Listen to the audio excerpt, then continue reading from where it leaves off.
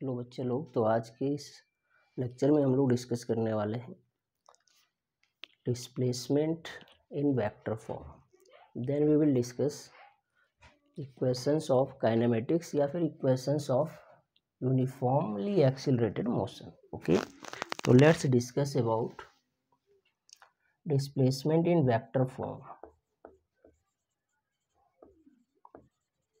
Displacement in vector form let कर लेते हैं कि इस तरह से कोई कार्टेशियन प्लेन है, ये एक्स एक्सिस है, ये वाई एक्सिस है, और इधर कहीं पे लेट कर लेते हैं कि ये जेड एक्सिस। क्लियर है? ये ओरिजिन ओ है जहाँ से सारी डिस्टेंसेस मेजर्ड होती हैं। ओके, तो ओरिजिन ओ से मान लेते हैं किसी एक पॉइंट ए की जो पोजीशन वेक्टर है r1, ये पॉइंट ए है, इसके कोऑर्डिनेट है x1, y1, z1। ठीक है, और यहाँ पर कोई दूसरा पॉइंट बी है जिसका कोऑर्डिनेट है x2, y2, z2। ठीक है, ये z1 है, इसका पोजीशन वेक्टर r2 है। क्लियर है? तो अगर पार्टिकल ए से बी चल रहा है तो इसका डिस्प्लेसमेंट कैसे आएगा, इसे हम कह रहे हैं r12। क्या कह रहे हैं? r12। तो ध्यान देना है, इफ r1 वेक्टर को हम लिखते हैं x1 i cap plus y1 j cap plus z1 k cap, और पोजीशन वेक्टर आप बी r2 लिखते हैं x2 i cap plus y2 j cap plus z2 k cap. Clear है? तो ट्रायंगल रूल अगर लगाएंगे तो हम अगर बात करते हैं इन ट्रायंगल ओ ए बी, इस ट्रायंगल में अगर देखें तो आपको मिलेगा क्या, r1 plus r12 equal to r2 vector. Clear है? तो ऐसी कंडीशन में अगर हम r12 लिखाना चाहें, r12 वेक्टर, तो r12 कैसे मिलेगा, r2 minus r1 vector. Clear है? r2 minus r1 vector. इसका मतलब पोजीशन वेक्टर, तो हम कह सकते हैं जो पोजीशन वेक्टर ए बी है, यानी कि डिस्प्लेसमेंट वेक्टर है, यानी कि जिसे हम r12 वेक्टर कह रहे हैं, ये कैसे आ जाएगा, r2 vector minus r1 vector, यानी कि position vector of B minus position vector of ए।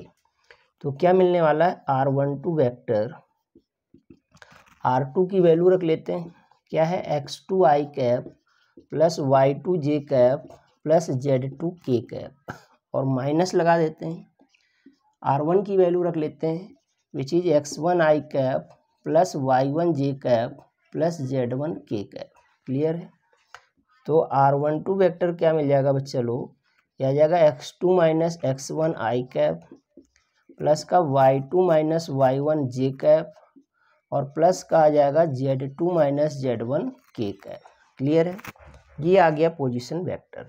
और अगर इसका मैग्नीट्यूड चाहिए, यानी r12 चाहिए या फिर r12 वेक्टर का मॉड चाहिए, तो यह आ जाएगा अंडर रूट, क्या आ जाएगा बच्चों, x2 माइनस x1 का whole square plus y2 minus y1 का whole square plus z2 minus z1 का होल स्क्वायर। सॉरी, इससे इसका मैग्नीट्यूड पता चल जाता है।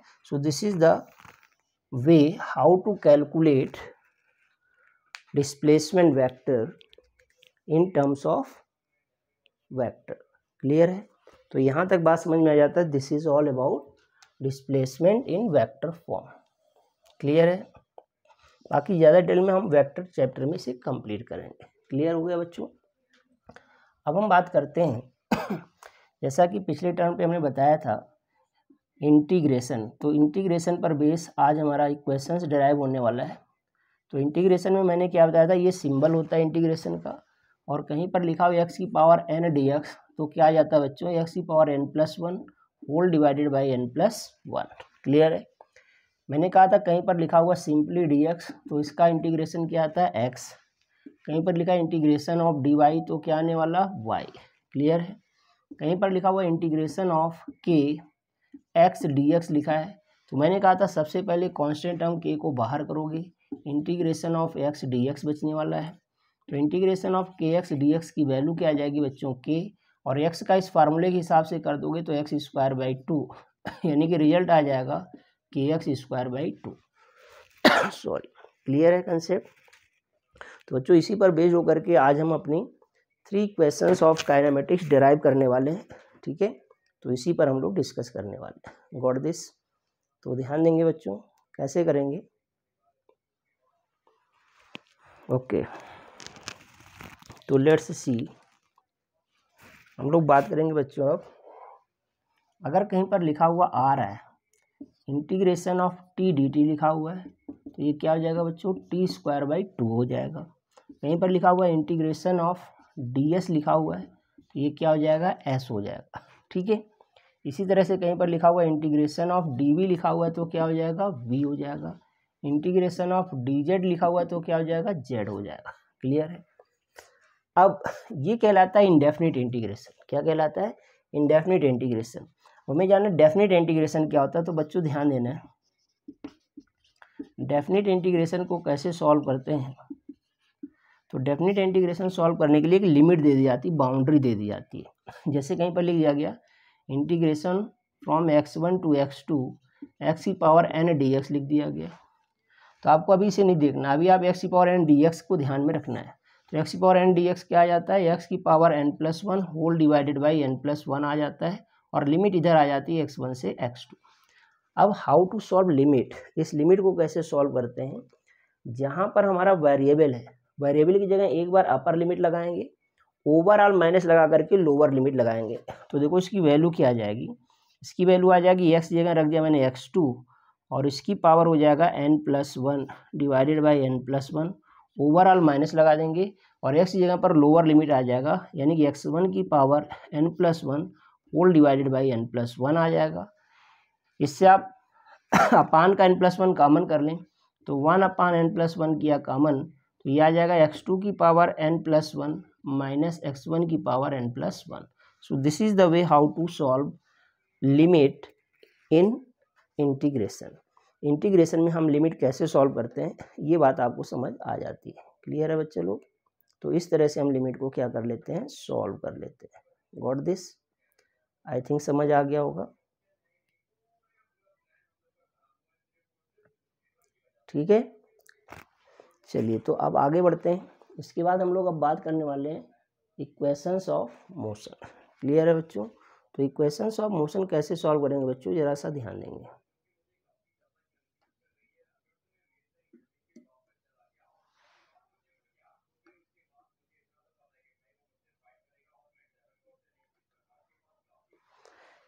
तो बच्चों हम बात करेंगे अब equations of uniformly accelerated motion, या फिर इसी को हम कहते हैं इक्वेशंस ऑफ काइनेमेटिक्स। काइनेमेटिक्स क्या है बच्चों, काइनेमेटिक्स मैकेनिक्स की वो ब्रांच है जिसमें हम मोशन को स्टडी करते हैं विदाउट नोइंग इट्स कॉज। ठीक है, कि मोशन किस कारण से हो रहा है इसका बिना व्याख्या किए हुए, बिना इसकी जानकारी की हम लोग स्टडी करते हैं सिर्फ मोशन के बारे में। So that branch of mechanics is known as kinematics. Clear है। तो बच्चों ध्यान दो, अब हम यहाँ पर बात करने वाले हैं क्वेश्चंस ऑफ काइनेमेटिक्स। ठीक है, तो ध्यान देना बच्चों।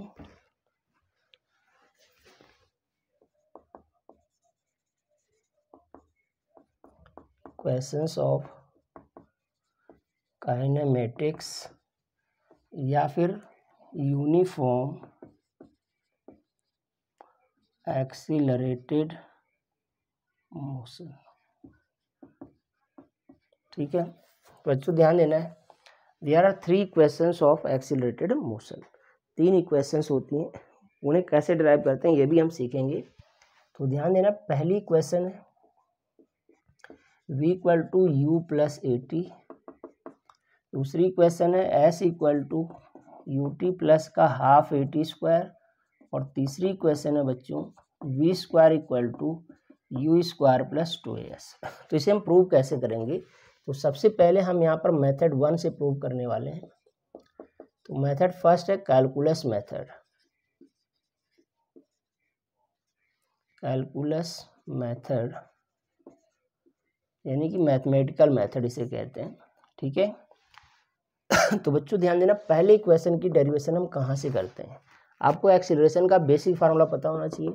तो सिंस वी नो दैट, हम लोग जानते हैं बच्चों एक्सीलरेशन ए इक्वल टू क्या होता है, डी बाई डी टी होता है, ठीक है। तो यहाँ से आप देखेंगे डी वी इक्वल टू क्या लिख सकते हो, ए डी टी लिख सकते हो, क्लियर है। अब दोनों तरफ हम इंटीग्रेट करेंगे विद इन प्रॉपर लिमिट। तो now integrating both sides with in proper limit, proper limit में हम इंटीग्रेट करते हैं। तो ये हो जाएगा integration of d v, limit लगा देंगे इनिशियल वेलोसिटी यू से वी इक्वल टू ये बाहर डी टी, लिमिट लगा देंगे 0 से टी, क्लियर है। अब बच्चों ध्यान दो, डी वी का इंटीग्रेशन मैंने बताया था वी होता है, लिमिट लगा दो यू से वी, ए लिख दिया, डी टी का इंटीग्रेशन टी है, लिमिट लगा दिया 0 से टी।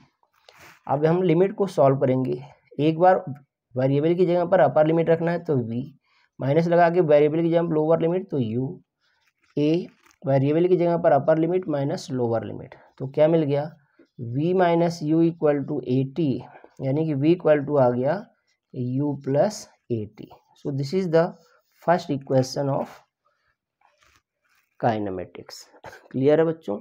यहाँ पर u क्या है, इनिशियल वेलोसिटी है, a एक्सीलरेशन है, t टाइम है, गॉट दिस। अब हम बात करेंगे बच्चों सेकेंड इक्वेशन ऑफ मोशन को डराइव करें, ठीक है। तो सेकेंड इक्वेशन की स्टार्टिंग करेंगे हम यहाँ से, सिंस वी नो दैट, हम लोग जानते हैं बच्चों वेलोसिटी की डेफिनेशन से चलेंगे तो v इक्वल टू आपने पढ़ा डी एस अपान डी टी, तो डी एस इक्वल टू क्या हो जाएगा वी डी टी हो जाने वाला है, ठीक है। बट हम लोगों ने अभी फर्स्ट इक्वेशन से पढ़ा v इक्वल टू क्या होता है u प्लस ए टी, यहाँ रख देंगे v की जगह पर, तो क्या मिलेगा डी एस इक्वल टू आ जाएगा u plus a T d T, ये डी टी इसका भी है और इसका भी है, तो डी एस इक्वल टू हो गया u D t plus a T d T, clear है। अब हम दोनों तरफ with in proper limit integrate करेंगे, तो now integrating both sides with in proper limit, with in proper limit integrate कर लेंगे, तो क्या आ जाएगा इंटीग्रेशन ऑफ डी एस हो जाएगा equal to integration of u d t plus का a integration of t d t, और लिमिट लगा देंगे 0 से s, यहाँ लगा देंगे हम लोग u को बाहर करते हैं तो 0 से t, यहाँ पर भी 0 से t, तो देखो क्या आ जाएगा बच्चों, ये आ जाएगा s, लिमिट आ गया 0 से s, u आ गया dt का इंटीग्रेशन t, लिमिट 0 से t प्लस का a t dt का integration t square by 2, limit 0 से t, क्लियर है। अब लिमिट सॉल्व करना है तो s minus 0 equal to u t minus 0 plus का a t square by 2 minus 0, तो क्या आ गया बच्चों s इक्वल टू आ गया u t प्लस का आ गया half a t square, and this is the sorry second equation of kinematics, ये काइनेमेटिक्स की सेकेंड इक्वेशन हो जाती है, गॉट दिस। अब हम बात करेंगे बच्चा लोग थर्ड इक्वेशन। तो ध्यान देना थर्ड इक्वेशन का डेरिवेशन कहाँ से करने वाले हैं। तो थर्ड इक्वेशन के लिए क्या करना बच्चों, सिंस वी नो दैट,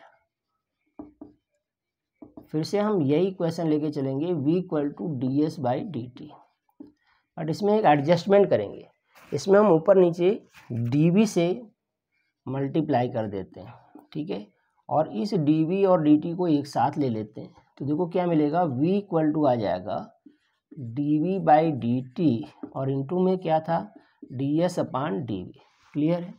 और dv बाई dt आप जानते हैं क्या होता है एक्सीलरेशन, और इस dv को इधर ले आते हैं, तो देखो पहले आ जाएगा v dv equal to dv by dt को a लिख लिया और ds हो गया, क्लियर है। अब हम क्या करेंगे इंटीग्रेट करेंगे दोनों तरफ विद इन प्रॉपर लिमिट, तो ये आ जाएगा v dv, लिमिट u से v ए को किया बाहर, d s limit 0 to s। V d v का इंटीग्रेशन क्या होता है, वी स्क्वायर बाई 2, लिमिट लगा दिया u से v equal to a, d s का इंटीग्रेशन s, लिमिट लगा दिया 0 से s।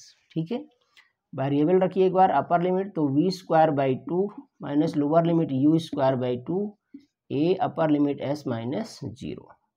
तो ये आ गया v square minus u square equal to 2 LCM लेकर उधर ले जाओ 2as, तो वी स्क्वायर इक्वल टू क्या आ गया बच्चों, यू स्क्वायर प्लस का 2as।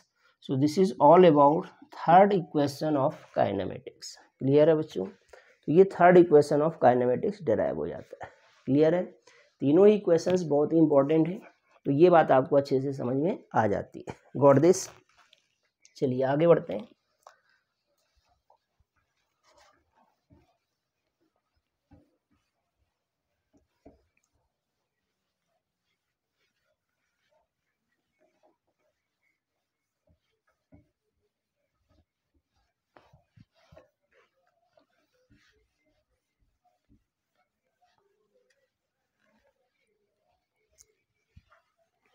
बच्चों अब यहाँ पर हम बात करने वाले हैं ग्राफिकल रिप्रेजेंटेशन ऑफ मोशन की। ठीक है, तो आइए बात करते हैं ग्राफिकल रिप्रेजेंटेशन ऑफ मोशन क्या है। तो ग्राफिकल रिप्रेजेंटेशन ऑफ मोशन, तो बच्चों ग्राफिकल रिप्रेजेंटेशन ऑफ मोशन में हम क्या करेंगे, तीन तरह के ग्राफ अपन को पढ़ने हैं। जो कुछ भी अभी हमने पढ़ा मैथमेटिकली, उसी को ग्राफ पर कैसे रिप्रेजेंट करते हैं और ग्राफ को कैसे स्टडी करते हैं, इसे हम लोग ग्राफिकल रिप्रेजेंटेशन ऑफ मोशन कहते हैं। ठीक है, तो तीन तरह के ग्राफ अपन को पढ़ने हैं। सबसे पहले आता है डिस्टेंस या डिस्प्लेसमेंट टाइम ग्राफ, दूसरा आता है बच्चों वेलोसिटी या स्पीड टाइम ग्राफ, और तीसरा आता है अपने पास एक्सीलरेशन टाइम ग्राफ। ठीक है, तो बच्चों ग्राफ जानने के लिए सबसे पहले हम जनरल ग्राफ की बात कर लेते हैं। अगर आपको मान लो डिस्प्लेसमेंट टाइम ग्राफ दिया गया, ठीक है, मान लो ये डिस्प्लेसमेंट है, ये टाइम है नीचे से कोई वस्तु फेंकी गई, तो जैसे किसी टाइम t इक्वल टू 0 पर आपने फेंका, तो वो जाएगा, पहले मैक्सिमम हाइट गेन करेगा, फिर वापस आएगा। ठीक है, तो ये मैक्सिमम हाइट हो जाती है, मैक्सिमम डिस्प्लेसमेंट हो जाता है, और ये जो है ये टाइम हो गया। ठीक है, तो मैक्सिमम हाइट कितनी जाती है कोई बॉडी, आपको इसके लिए ये ग्राफ बनेगा। ठीक है, और अगर इसी को हम वेलोसिटी टाइम ग्राफ बना दें, तो वेलोसिटी टाइम ग्राफ इस तरह का बनता है। ठीक है, वेलोसिटी टाइम ग्राफ अगर बनाओगे आप, तो ये ग्राफ ऐसे बनता है। ठीक है, मतलब ये जो टाइम है ये 0 है, ये जो टाइम है ये u बाई जी होता है, और ये 2u बाई जी होता है। क्लियर है, ये वेलोसिटी टाइम हो गया इसी का। और अगर एक्सीलरेशन टाइम बनाना है, तो एक्सीलरेशन टाइम ग्राफ अगर आप देखेंगे तो ये चलता है ग्राफ, ये g है। ठीक है बच्चा लोग समझ गए, ये ग्राफ हो जाता है। ठीक है, अगर हम थर्ड इक्वेशन लगा के देखें तो v square equal to u square minus 2gh हो जाता है। ऐसी कंडीशन में v 0 हो जाता है, तो यू स्क्वायर माइनस 2gh, तो h इक्वल टू क्या आ जाता है, यू स्क्वायर अपान 2g। ठीक है, यानी कि यहाँ पर जो मैक्सिमम डिस्प्लेसमेंट है वो कितना हो जाता है, यू स्क्वायर अपान 2g, उसके बाद वापस आता है ग्राफ। ठीक है, तो ये तो हो गया जनरल केस। अगर नीचे से ऊपर फेंकी गई बॉडी के लिए ग्राफ की बात करता है, तो ऐसी सिचुएशन में आप ये ध्यान देंगे। क्लियर है, तो ये ग्राफ बनता है। ठीक है, अब हम बात करने वाले हैं, सबसे पहले ग्राफ की बात करेंगे हम लोग, फर्स्ट ग्राफ की बात करेंगे डिस्प्लेसमेंट टाइम ग्राफ। बच्चे लोग ध्यान देना है, जब भी हम ग्राफ की बात करेंगे, तो चाहे डिस्प्लेसमेंट टाइम ग्राफ हो, वेलोसिटी हो या एक्सीलरेशन टाइम ग्राफ हो, इन तीनों सिचुएशंस में टाइम को हम जनरली एक्स एक्सिस पर रखेंगे, बाकी बचे हुए दूसरे पैरामीटर को हम लोग वाई एक्सिस पर रखेंगे। क्लियर है बात, तो बच्चों ध्यान देना, इसमें पहली पॉसिबिलिटी क्या है,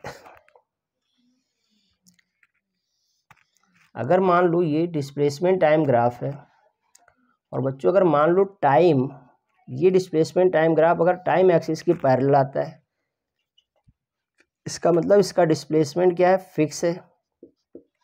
डिस्प्लेसमेंट फिक्स है, इसका मतलब body is at rest. Body is at rest, body कहाँ पर है, रेस्ट पर है। क्लियर है। दूसरा इसी का ग्राफ बनेगा, तो ध्यान देना बच्चों, अगर ये डिस्प्लेसमेंट टाइम ग्राफ है, ठीक है, और ग्राफ अगर ऐसा इंक्लाइंड आ रहा है, इसका मतलब जैसे जैसे टाइम बढ़ रहा है वैसे वैसे डिस्प्लेसमेंट भी बढ़ रहा है, तो इसका जो स्लोप है वो कैसा है, कांस्टेंट है। तो इसका स्लोप जो है वो कांस्टेंट है, इसका मतलब इसकी वेलोसिटी क्या है, कांस्टेंट है। समझ में आ गई बात। स्लोप कैसे निकालते हैं, कोई भी दो कन्वीनियंट पॉइंट ले लेते हैं ग्राफ पर और इसमें ये एंगल निकाल देते हैं change in y axis upon change in x axis से। ठीक है, तो इससे अपन को क्या मिल जाता है, वेलोसिटी मिल जाती है। क्लियर है, बात समझ आ रहा होगा। अगर मान लेते हैं सी पॉइंट यहाँ पर लेते हैं, अगर ग्राफ मान लो इस तरह का है, ठीक है, तो आप देख पा रहे हैं कि इसका स्लोप धीरे धीरे क्या हो रहा है, इंक्रीज हो रहा है। स्लोप क्या हो रहा है, इंक्रीज हो रहा है और पॉजिटिव है, पॉजिटिव है और इंक्रीज भी हो रहा है। इसका मतलब इसकी वेलोसिटी क्या हो रही है, इंक्रीज हो रही है। क्लियर हो गई बात। तो यूनिफॉर्म मोशन नहीं है। क्लियर हो गई बात, यहाँ तक समझ में आ गया बच्चों। आगे बढ़ते हैं। नेक्स्ट बात हम करेंगे, अगर मान लो यही डिस्प्लेसमेंट टाइम ग्राफ इस तरह से आ जाता है, मान लो ये ग्राफ नीचे की तरफ झुकने लगे, तो आप देखेंगे कि इसका जो स्लोप है वो कैसा आ जाएगा, निगेटिव आ जाएगा और डिक्रीज हो रहा होगा। तो ऐसी कंडीशन में इसकी वेलोसिटी क्या हो रही होगी, डिक्रीज हो रही होगी। क्लियर है, समझ आया। और ध्यान देंगे, अगर मान लेते हैं डिस्प्लेसमेंट टाइम ग्राफ ऐसा आ जाता है, इस तरह से आ जाता है डिस्प्लेसमेंट टाइम ग्राफ, तो थीटा आप देख पा रहे हैं स्लोप कैसा आएगा, निगेटिव आएगा। तो इसका स्लोप भी कैसा आएगा, निगेटिव आएगा। ऐसी कंडीशन का मतलब हुआ कि इसकी वेलोसिटी क्या हो रही है, निगेटिव आ रही है, यानी कि ये ओरिजिन की ओर वापस आ रहा है। क्लियर हो गई बात। तो ये हो जाते हैं different different displacement time graph. और डिस्प्लेसमेंट टाइम ग्राफ का स्लोप फाइंड आउट करके हम क्या निकाल सकते हैं, वेलोसिटी निकाल सकते हैं। यानी कि अगर हम स्लोप फाइंड करते हैं किसका, डिस्प्लेसमेंट टाइम ग्राफ का, तो अपन को क्या मिल जाता है, वेलोसिटी या स्पीड मिल जाता है। क्लियर हो गई बात। तो ये था बेसिक ग्राफ और डिस्प्लेसमेंट टाइम ग्राफ। क्लियर है बच्चों। अब हम यहाँ पर बात करने वाले हैं वेलोसिटी टाइम ग्राफ की। ठीक है, तो नेक्स्ट ग्राफ हम आते हैं वेलोसिटी टाइम ग्राफ पर, ध्यान देंगे।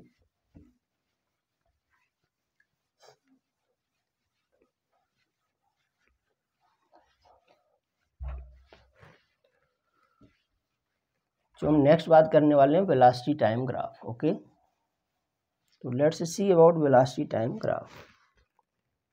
क्लियर है, तो हम अब बात करने वाले हैं वेलोसिटी वर्सेस टाइम ग्राफ।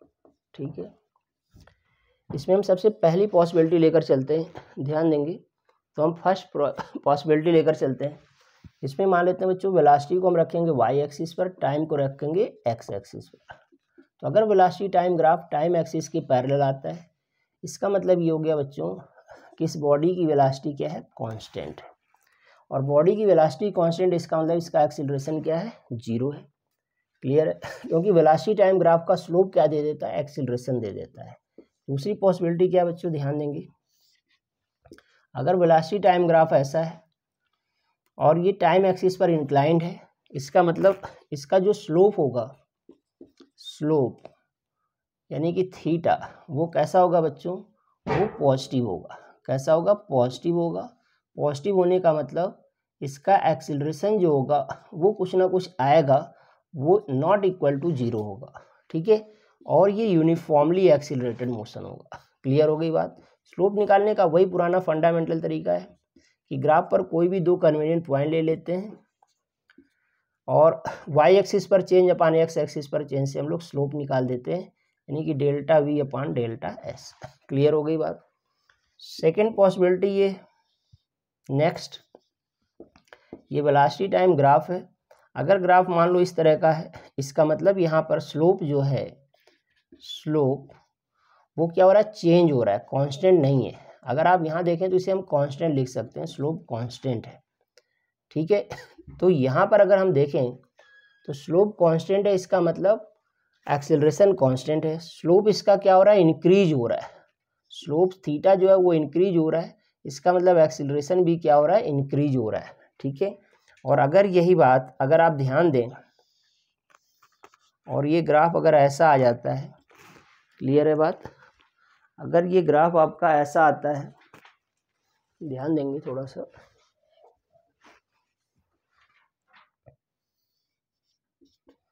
अगर ग्राफ ऐसा आता है तो आप देखेंगे इसका जो स्लोप है वो डिक्रीज हो रहा है, यानी कि एक्सीलरेशन क्या हो रहा है, डिक्रीज हो रहा है। गॉट दिस, समझ आ रही बात बच्चों?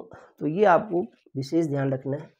और एक चीज़ यहीं पर मैं बता देता हूँ, ध्यान देंगे, ये जो वेलोसिटी टाइम ग्राफ है, ठीक है, अगर वेलोसिटी टाइम ग्राफ इस तरह से आपको दिया जा रहा है,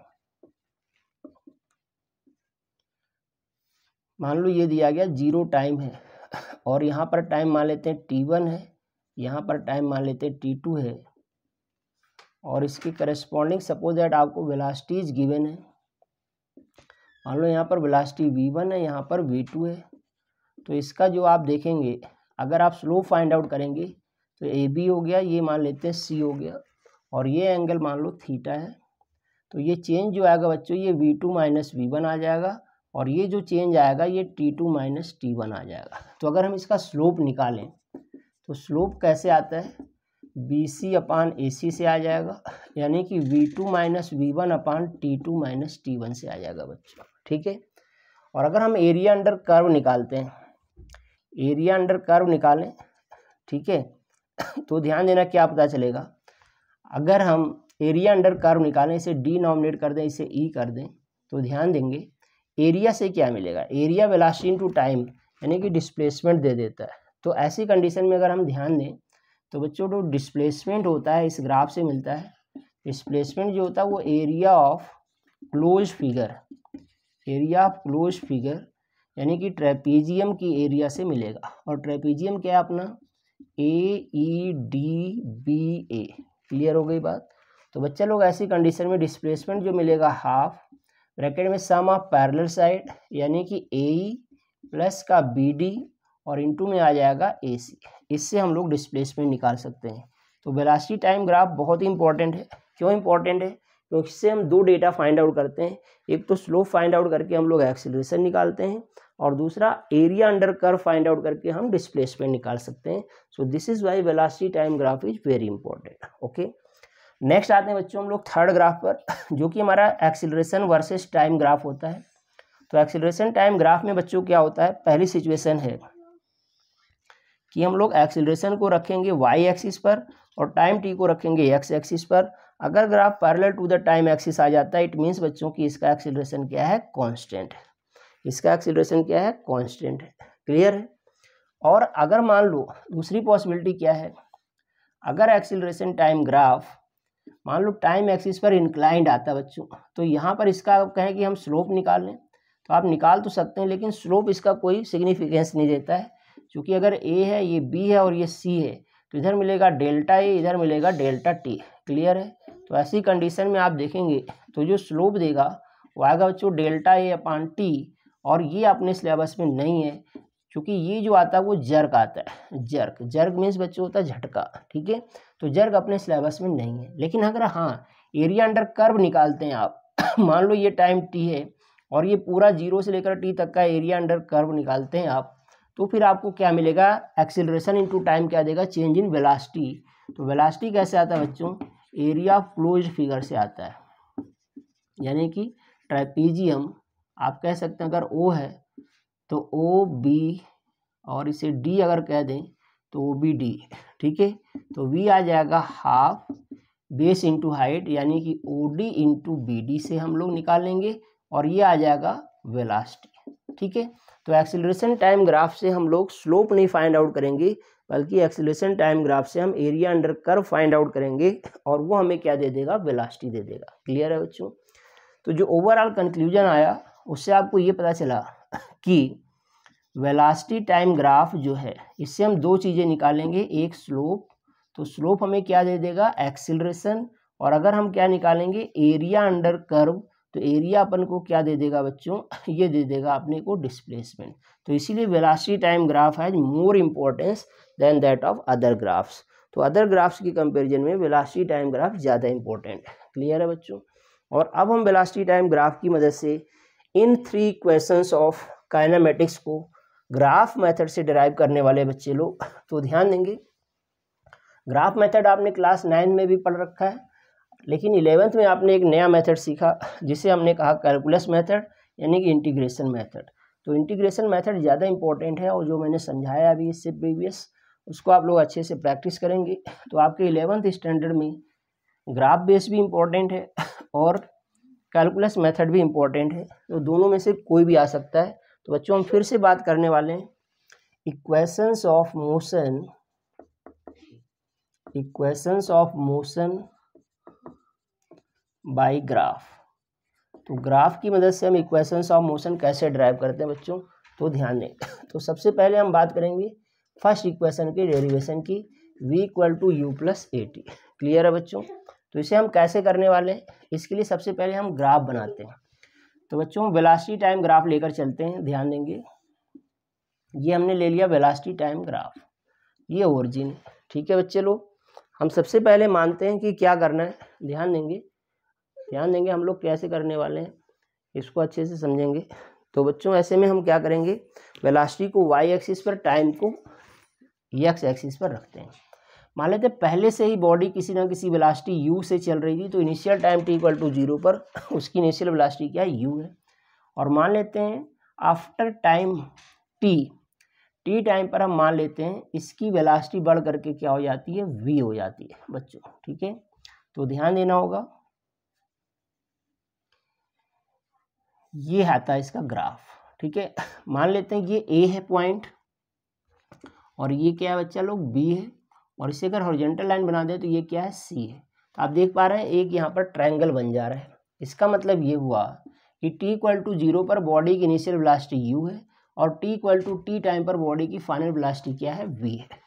तो अगर ये वैल्यू u है और ये वैल्यू v है तो ये बची हुई वैल्यू क्या हो जाएगी बच्चों, v - u हो जाने वाली है। ठीक है, और ये 0 से t तक की वैल्यू तो t हो जाएगी और इसे हमने d नाम दे दिया और इसको हम e नाम दे देते। क्लियर है। तो सबसे पहले बच्चों हम क्या करेंगे, वेलोसिटी टाइम ग्राफ है तो स्लोप फाइंड आउट करना प्रेफर करेंगे, तो हमें एक्सेलरेशन मिलेगा। तो हम लिखेंगे सिंस वी नो दैट, हम लोग जानते हैं एक्सेलरेशन a जो होता है बच्चों वो कहाँ से आता है, वो आता है slope of velocity versus time graph से आता है। क्लियर है। तो a = आ जाएगा BC/AC। BC की वैल्यू क्या बच्चों, v - u/t हो जाएगा। तो what you will have, AT = v - u। इसका मतलब हो जाएगा v = u + AT। So this is the first equation of motion being proved bye graph method. Clear है बच्चे लोग। अब आते हैं हम लोग सेकेंड इक्वेशन की, यानी कि s = ut प्लस का हाफ AT² हम प्रूव करने वाले हैं। इसके लिए हम क्या करेंगे, एरिया अंडर कर्व निकालेंगे बच्चे लोग। तो ध्यान दो, ये एरिया अंडर कर्व निकालना तो अपन को ट्रेपीजियम की एरिया फाइंड आउट करनी पड़ेगी। क्लियर हो गया। तो ऐसी कंडीशन में हम क्या करेंगे, सिंस वी नो दैट, हम लोग जानते हैं बच्चों डिस्प्लेसमेंट कैसे आता है, एरिया ऑफ ट्रेपीजियम से आएगा, ट्रेपीजियम ABDEA। ठीक है, और ट्रेपीजियम की एरिया का फार्मूला क्या होता है बच्चों, हाफ ब्रैकेट में सम ऑफ पैरेलल साइड। तो पैरेलल साइड है AE + BD और इनटू में perpendicular gap between those two parallel sides यानी कि AC। Now we have to put their values. तो हाफ हो गया बच्चे लोग, AE की वैल्यू क्या है देखो u है और BD की वैल्यू क्या है, पूरी v है और इनटू में AC की वैल्यू क्या है, t है। क्लियर है बच्चों। तो इसको हम लिख सकते हैं s = हाफ u + v की जगह फर्स्ट इक्वेशन से ये वैल्यू धर दो तो ये आ जाएगा u + AT whole times t। तो देखो बच्चों क्या करना, हाफ t को भी इधर ही ले लो धीरे से, u + u क्या हो गया 2u और प्लस का क्या हो गया 8। बच्चों ब्रैकेट के बाहर जो कुछ भी होता है ना उसका ब्रैकेट के अंदर हर टर्म के साथ बराबर का अधिकार होता है। क्लियर है। तो उसको ब्रैकेट के अंदर हर टर्म के साथ लाना होता है। तो ऐसे में क्या मिलने वाला बच्चों, s = हो जाएगा half t into 2u plus का half t into a t. तो बच्चों यहाँ पर लिखता हूँ मैं, यहाँ पर तो क्या मिल जाने वाला है, s इक्वल टू, देखो इस 2 से ये 2 निपट लेगा तो u इंटू टी बचा, तो बचा दो भैया u टी, प्लस का देखो half a into t t, t square हो जाएगा, तो ये हो गया half a t square. Got this बच्चे लोग। तो ये आ जाता है second equation of motion with the help of graph. तो ये ग्राफ की मदद से आपका second equation of motion derive हो जाता है। ओके, तो let's see about third equation and that is v square equal to u square plus का 2ac।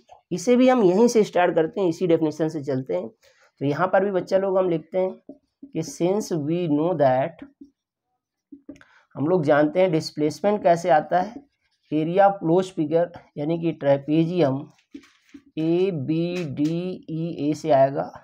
तो एस इक्वल टू क्या लिखोगे, हाफ ब्रैकेट में सम ऑफ पैरेलल साइड यानी कि ए ई प्लस बी डी और इनटू में परपेंडिकुलर गैप यानी कि ए सी। क्लियर है। तो एस इक्वल टू हो जाएगा हाफ, ए ई की वैल्यू है यू, बी डी की वैल्यू है वी, इनटू में ए सी की वैल्यू है टी। बच्चों ध्यान देना है बहुत सावधानी से, हाफ ए प्लस बी लिखो या बी प्लस ए लिखो कोई फर्क नहीं पड़ता, कम्यूटेटिव ला होल्ड करता है। तो वी प्लस यू हो जाएगा इनटू में टी, टी की औकात यहाँ से रख दो। तो बच्चों टी इक्वल टू देखो फर्स्ट इक्वेशन से क्या आ जाएगा, v minus u upon a. तो let's see v minus u upon a, इस ए को इधर प्रोडक्ट कराओ 2a और इधर लाओ तो 2as equal to a plus b, a minus b, तो a square minus b square यानी कि v square minus u square equal to क्या आ गया 2as। तो बच्चों डायरेक्ट हम लिख सकते हैं, आप देखेंगे v square minus u square, तो वी स्क्वायर इक्वल टू क्या आ गया बच्चों, u square plus 2as। Got this. So this is the proving of third equation of motion. तो बच्चों इस तरह से तीनों इक्वेशंस ऑफ मोशन डिराइव हो जाती हैं with the help of graph method से। Got this.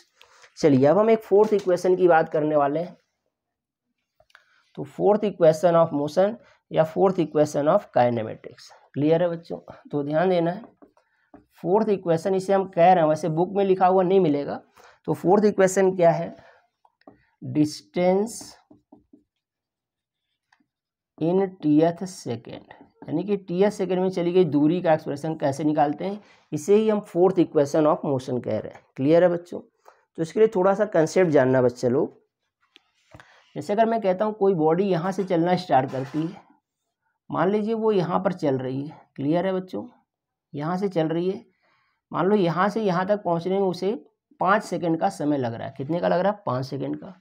और फर्दर यहाँ से यहाँ तक आने में मान लो उसे 6 सेकंड का समय लग रहा है। कितने का, 6 सेकंड में। तो छठे सेकंड में वो कितना चला होगा, उसे ही हम कहते हैं distance travel in TS second. तो 5 सेकंड में इतना चला, 6 में इतना चला, तो छठे में तो यही चला होगा ना भाई। तो 6th सेकंड में ये डिस्टेंस चलेगा, यानी कि 6 सेकंड में चली गई डिस्टेंस में से अगर हम 5 सेकंड में चली गई डिस्टेंस को सब्ट्रैक्ट कर दें, then we will get distance travel in 6th second. ठीक है, इसी कंसेप्ट का इस्तेमाल करेंगे। तो अपन को पता है कि टी सेकंड में चली गई डिस्टेंस का expression second equation of motion देता है। तो हम यहाँ पर लिखते हैं, since distance in t second क्या होता है expression, s t equal to होता है बच्चों यू टी प्लस का half a t square. Let this be question number first. समझ आ रही बात। इसी तरह से हम बात करेंगे distance in T minus 1 second.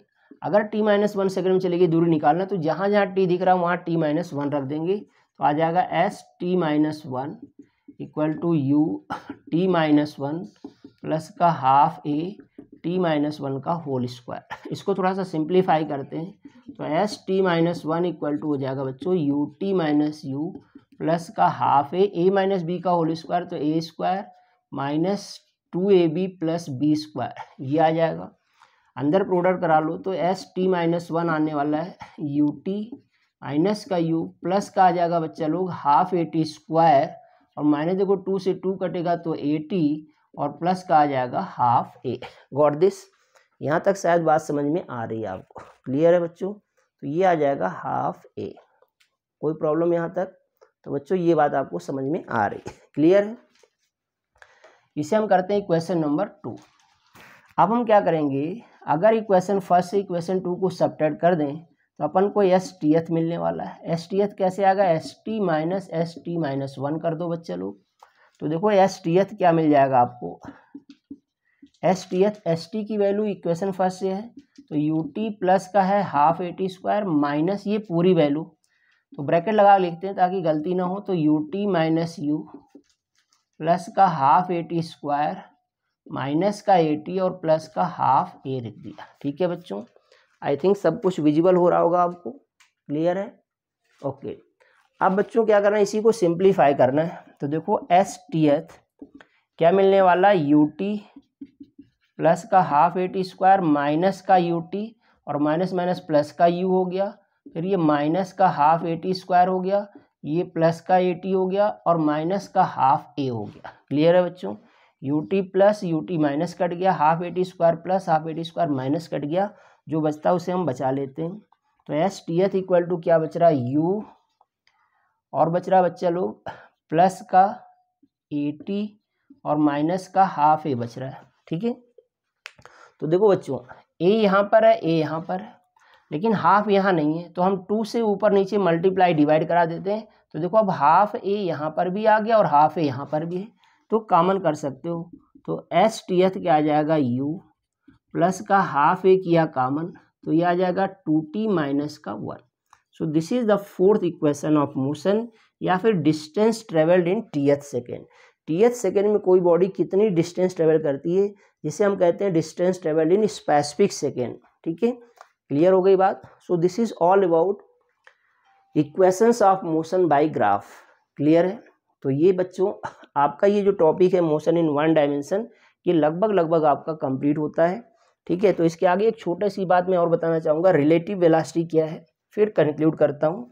तो इसको बहुत अच्छे से आप वीडियो को ध्यान से पॉज कर करके आप इसको प्रैक्टिस करें, पेपर कॉपी लेकर आप बैठें, पेन लेकर बैठें और वीडियो को पॉज करके चीज़ों को प्रैक्टिस में लाएं, क्योंकि 11th 12th की जो फिजिक्स है जेई नीट में भी यूज होती है, साथ ही साथ